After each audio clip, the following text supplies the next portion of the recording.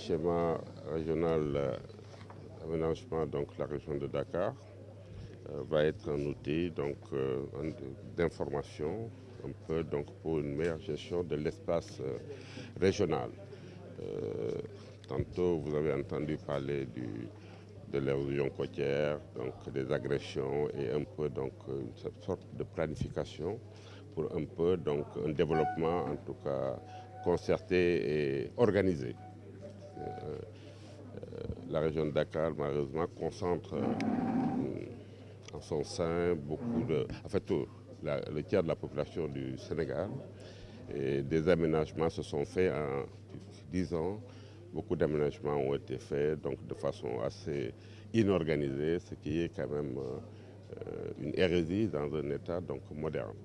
Alors aujourd'hui, pour organiser ce développement, en tout cas faire en sorte que les populations puissent vivre dans un cadre idéal, un cadre où ils puissent s'épanouir, parce que cela nécessite une organisation et une planification. Donc cet atelier vise un peu à harmoniser et à faire en sorte que ce développement tant souhaité puisse se faire dans des conditions les meilleures. Aujourd'hui, vous voyez, l'espace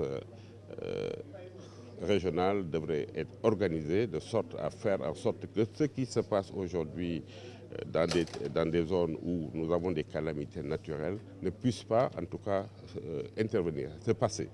Alors c'est dû au fait que ce schéma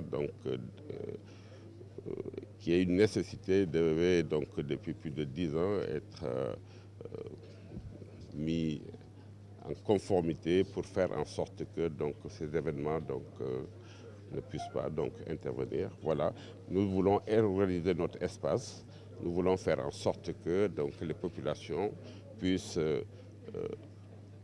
à tout point de vue, en tout cas tout ce qui touche le développement, puissent s'organiser et avoir un outil d'information qui puisse permettre de réguler tout ça. Et ces mesures visent à organiser l'espace en termes de mise à disposition d'un certain nombre d'infrastructures, mais organiser aussi les établissements humains, c'est-à-dire l'implantation des hommes et de leur activité. Alors, à Dakar, avec l'aide des experts en aménagement de territoire qui seront avec nous, nous viserons à mettre en place d'abord un comité de pilotage qui sera là sur le plan politique et technique aussi, donner son avis sur un certain nombre d'étapes que nous aurons à passer pour la réalisation de ce document. Et parmi cette étape, il y a la journée d'aujourd'hui qui est le lancement. Il est important que l'on change maintenant le mouvement pendulaire, comme on dit dans notre expression. Il ne faut pas que les gens agissent toujours vers l'entonnoir de Dakar, qui est le plateau, mais qu'il y ait un renversement du mouvement pendulaire vers la partie la plus large de Dakar, c'est-à-dire la zone qui va vers la frontière avec la région de Thiès. Donc il y a un déplacement d'activité qui est important de faire, il y a un déplacement d'hommes qui est important de faire et d'activités aussi qu'il faut faire. Mais tout cela doit être organisé, n'est-ce pas, avec la mise en place d'infrastructures adaptées, avec la mise en place d'un certain nombre d'institutions, en tout cas de mesures correctives qui doivent être prises pour permettre aux populations de Dakar de se sentir dans un cadre, en tout cas, plus idéal que celui qu'on a aujourd'hui. Aujourd'hui, en fait, ce n'est pas l'élaboration du schéma, c'est la réactualisation du schéma, puisqu'un schéma existe déjà.